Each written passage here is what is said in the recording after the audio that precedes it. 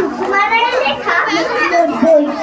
এই দেখো pencil, notebook এ হাতে, এই দেখো ভরসা বিল দেখাতে, ভালো কথা শুনিতেই চটপট লিখে দেয়।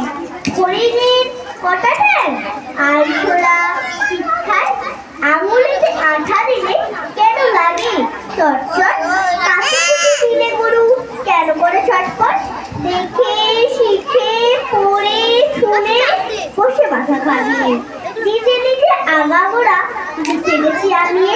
কাল করে কট্টর, খোলা করে চট্টর, ওরে রামা ছুটে আয়, নিয়ে আয় লণ্ঠন, কাল থেকে পড়ে পড় লেগে আছে খটকা, খোলা গুড় চিনে নেয় সাবান না পটকা, এই বেলা পুরোটা লিখে রাখি গুছিয়ে, জবাবটা টেনে নেবো লেখাতে শুকিয়ে।